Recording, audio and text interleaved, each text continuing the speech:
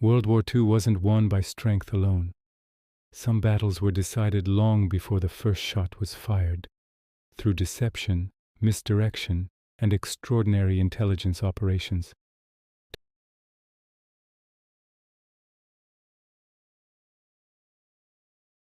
Behind the tanks, planes, and armies, there existed a hidden battlefield, a world of spies, false plans, decoys, and illusions. Victory often began with a lie. These weren't just simple tricks.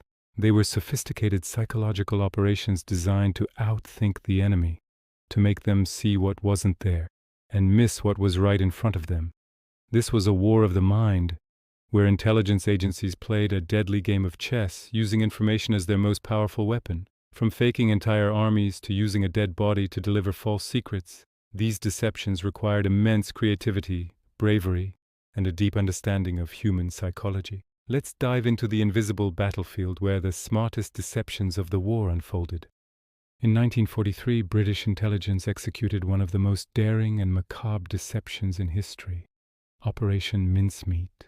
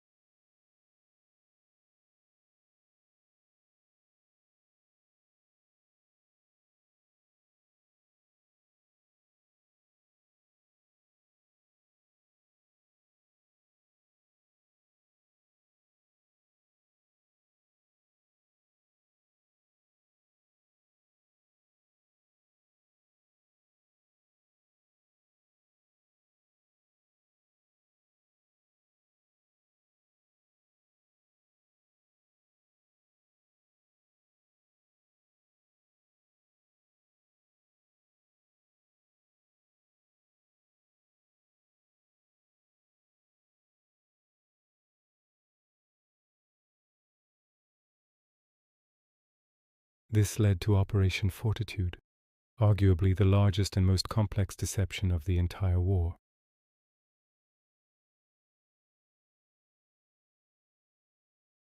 This phantom army was supposedly commanded by the famous and feared General George S. Patton, an officer the Germans held in high regard.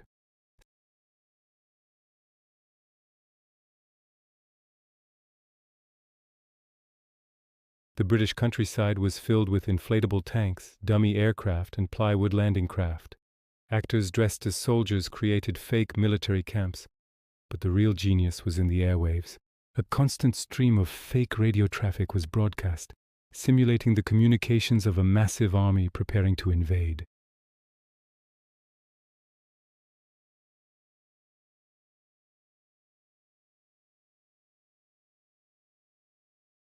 Even after the real landings began at Normandy on June 6, 1944, Hitler kept vital reinforcements stationed at Calais, waiting for an invasion that would never come.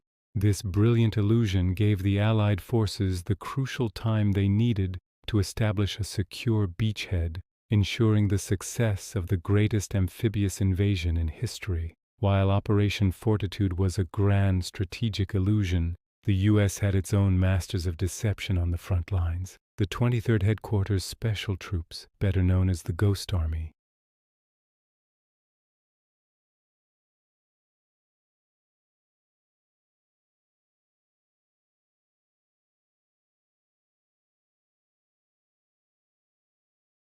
Their arsenal wasn't guns and bullets, but creativity and technology. They used powerful speakers to broadcast the sounds of tanks, trucks, and troop movements, creating the auditory illusion of an army on the move. They filled the fields of France with inflatable tanks, jeeps, and artillery, carefully arranged to look like a real armored division from the air.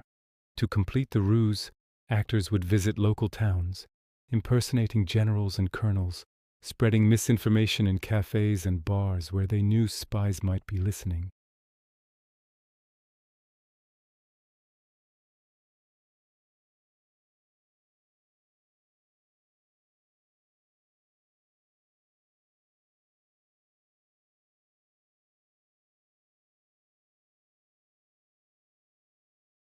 It was truly warfare, fought with imagination.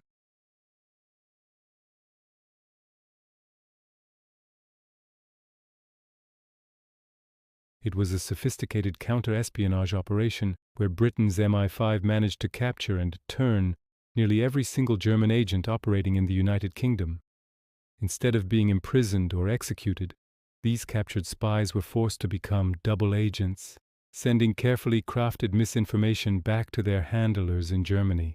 Operating under British control, these agents would feed the Germans a mixture of genuine but harmless intelligence and outright deceptive information.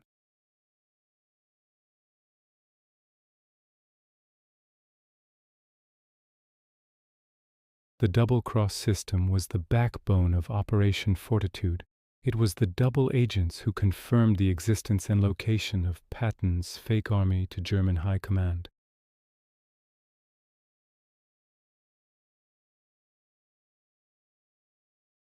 It was a monumental long-term game of psychological warfare, turning Germany's own intelligence network against itself and giving the Allies an unprecedented advantage in the secret war. The Soviet Union had its own doctrine of military deception, known as Maskirovka, which translates roughly to masking or camouflage. It was a broad military doctrine that encompassed everything from concealing troop movements to creating elaborate strategic deceptions. Entire factories would be painted with elaborate camouflage to make them disappear into the surrounding forests from the air. They constructed hundreds of fake airfields with wooden planes to draw away German bomber attacks from real targets. On the battlefield, Maskirovka was used to achieve tactical surprise. Armies would move only at night, under strict radio silence, and take extreme measures to erase their tracks in the snow. This discipline allowed the Red Army to secretly concentrate massive forces for surprise offensives. The most famous example was during the Battle of Stalingrad, where the Soviets secretly amassed over 1 million soldiers for Operation Uranus, a massive pincer movement that encircled and ultimately destroyed the German Sixth Army.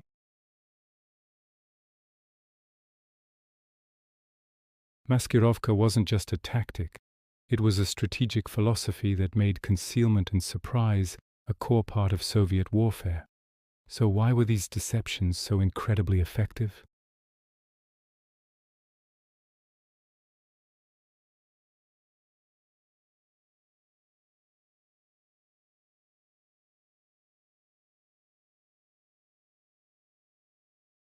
The Germans expected the invasion at Pas-de-Calais because it was the shortest sea crossing.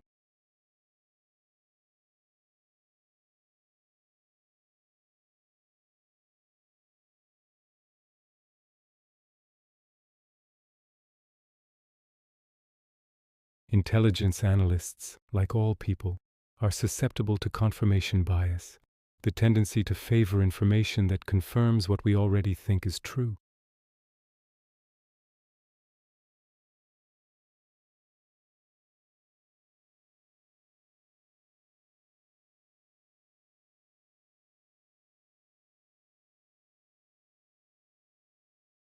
But a psychological battle of wits, where victory can be won by shaping what your enemy thinks, believes, and fears.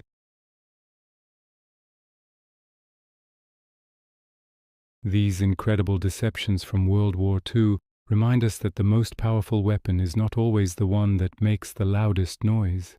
Sometimes it's a whisper of misinformation, a clever illusion, or a well-told lie.